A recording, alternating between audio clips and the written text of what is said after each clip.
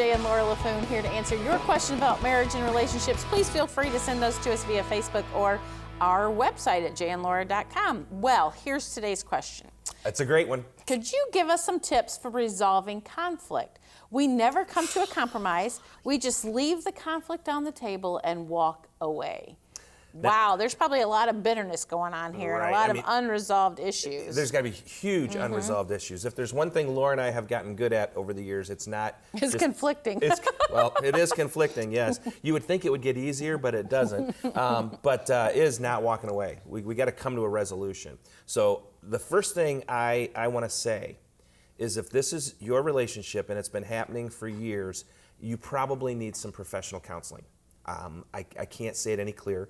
There is no sin in seeking counsel. There is no dread. There's no shame in seeking counsel. In fact, the Bible's clear.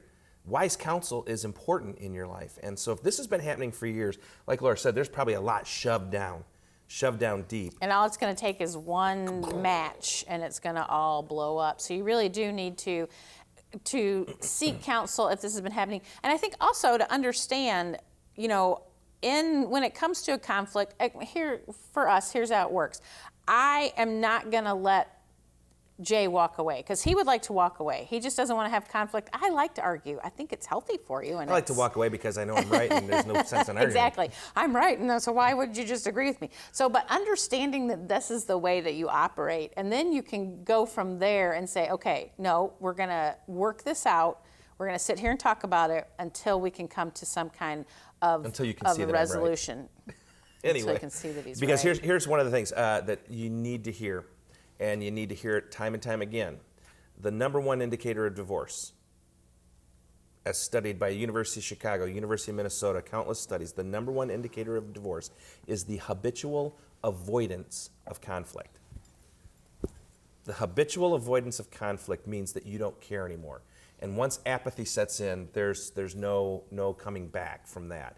And so one of our standard lines is that being married is not about doing it his way, it's not about doing it her way, it's about doing it our way. And getting on that same page. And again, we've said this a couple times, our Revel conference is a classic way for you to get on the same page. Revel is, we set aside 2 weekends a year. We work with 15 couples, the first 15 that register, and we help them get on the same page. We help them understand this is our way, because once you discover our way, not her way, not my way, but our way together, man, life is so fun. Because you're doing life together as God intended it to be. And what I hear in this question, and maybe I'm reading into it, is that you don't want to walk away from the conflict. You're wanting to figure out how to handle the conflict, and you're wanting to get on the same page. And so whether it's Revel or counseling or sitting down and having a discussion, I'm hearing that that's really what you want to do. So sit down and make it happen. We are Jay and Laura Laffoon, here to answer your questions about marriage and relationships. Thanks for tuning in to Jay and Laura TV. We'll see you next time.